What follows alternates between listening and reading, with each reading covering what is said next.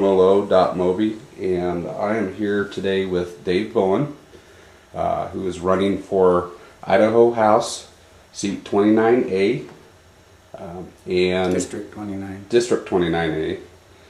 Apologize. And got some questions here for you, Dave, that as the election is coming up November 6th, we would like to get some answers from you, just some perspective on where you stand, what you're hoping to accomplish as you get elected, hopefully. But share with me what you feel the top 3 issues of discussion are in this campaign, and share with the viewers your perspective. Okay. I think to me the top 3 issues would be number 1 got to be jobs, the economy. Number 2 would have to be education, and number 3 would have to be healthcare. The first one, we've created an environment in nationally, and Idaho is struggling with it, trying to create an environment of a more business-friendly atmosphere. We need to create an atmosphere where small business is willing to open up in Idaho or move to Idaho, and we have so many regulations in play right now that many people are opting not to start a business. They don't know what's happening. The health care mandate has destroyed incentives for somebody to open a business, because if you're going to open a business, you're going to have employees, and nobody can afford their health care under the Obamacare plan. So I think we've got to figure out a way to make it more job friendly and move away from big government, get big government out of our lives so that we can start creating jobs and move this economy along. We're doing a better job in Idaho, and the legislature and the governor have led the way in trying to make this happen, but we need to do that. Unfortunately, we have not had the representation in District 29 to be able to have a seat at the table when their decisions are being made, and so it's just, I feel like it's time to put somebody there that can have a voice for Pocatello. The second one, with education, I believe in education reform. I think we need to do some things different. I think everybody agrees on that on both sides of the Students Come First legislation. I think we've got a good start made, but I don't think we've gone far enough. I don't think we've addressed the issues, and the legislature and Mr. Lewin will be the first to tell you that, yeah, we need to tweak some things. I just don't want to see us go backwards, because we've been using the same model for education since I was a kid, and that was a very long time ago, so some things have to change. As far as the third one goes, the majority, and I would say the vast majority in Idaho, do not like Obamacare. It's made it so that we can't create jobs. It's slowed down the economy. Everybody's up in the air, and the reason the economy is not moving forward is because nobody knows how, no business knows how this health care plan is going to affect them. And so they've waited. They probably have the money and the desire and the need to create more jobs, but they're afraid to do it because Obamacare has put the brakes on everything. No matter how the administration tries to sell it to us, it's not something we want to buy, but we will be required to buy it. And I don't understand why the federal government feels like they have the right to tell us in Idaho, and me particularly, what I can and what I cannot buy, and what I have to buy and what I don't have to buy.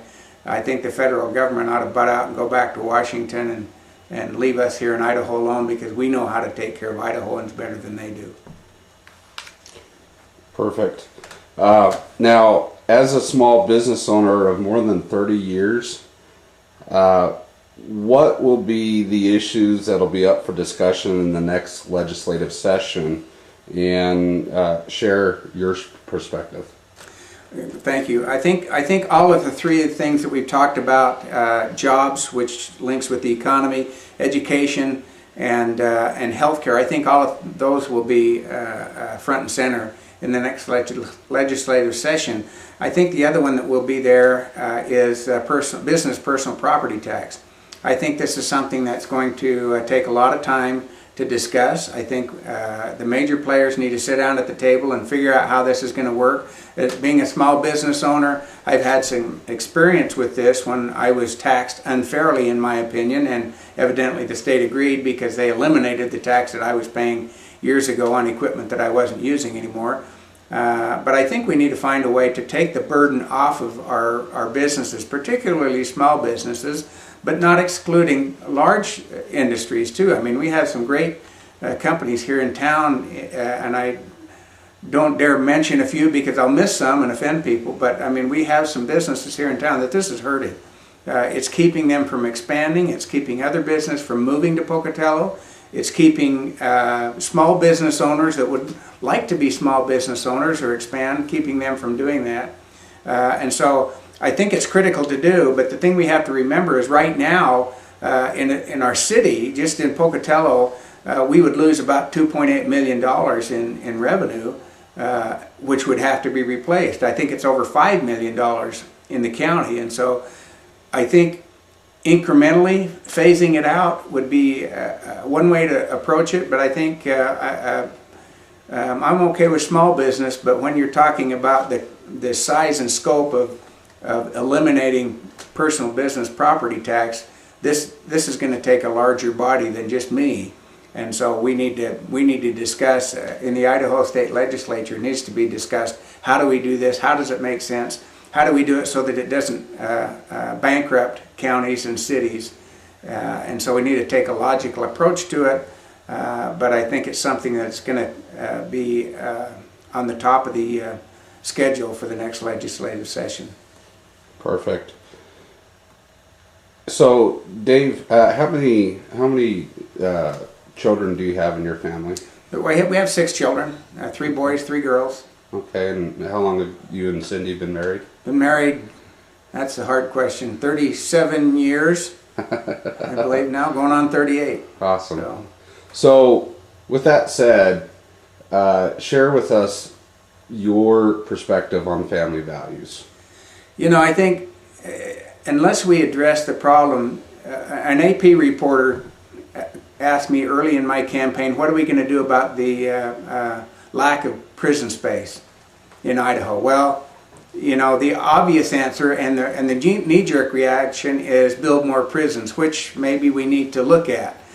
But at the same time, if we're not looking at eliminating or reducing the problem in Idaho, the problem will just keep getting worse. And by that I mean we have to look at strengthening families and family values in Idaho. If we don't do that, nothing else we do is going to make a lot of difference. We can just keep building prisons, more prisons, as long as we want, but until we address the family.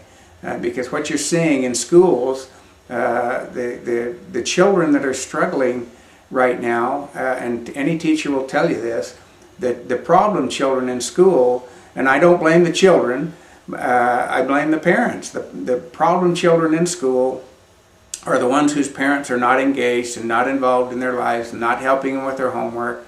And I think we need to get back to the old-fashioned family values. They're not out of date. We don't need to redefine the family. We just need to reinforce it. And I think when we get back to that attitude as a nation and as a community, and we're closer to it as a community, but there's still some work we can do about strengthening families and helping families re-engage together to improve our situation in Idaho. Perfect. So Dave, as the election is coming up here on November 6th, is there anything else that you would like to share with those who are going to be viewing this? Is there anything else that you'd like to share with them? I think that's a great question, and I appreciate it. It's to me, having run 2 years ago, the most important thing that voters could do would be to find out who their candidates are. If you go back and review voting records, especially, well, incumbents have a voting record. If you look at how someone has voted in the legislature or in the Senate, and see if that lines up with what you believe. And I think people in Pocatello would be surprised, because we have not, in this district, in my district 29, in my opinion, we have not been represented as far as conservative family values type thing. We've seen votes for Obamacare, against education, and against business growth, simply by the things they voted for or against. And I don't think people realize what the voting record is, or we would have had a change some years ago. So I think it's important to know what legislators are voting for, what their values are, what they stand for, and then vote accordingly. Final thoughts? I appreciate all the help I've had through this campaign. This is one of those things you can't do it alone and be successful. And we've had so much help out there in the precincts. We've had people knocking on doors, making phone calls, handing out cards, getting people out to the polls, voting early, which is a big thing this year. We're having a record turnout for absentee and early voting, and I think that's an indication that we've had enough of what Washington's trying to sell us. And Washington, I think, has been my greatest campaign buddy, because they've got people excited. People do not want what we've had. They want a change. They're looking for a change, and I believe we represent what they're looking for. And I appreciate everybody that's helped us to get this message out. Thank you.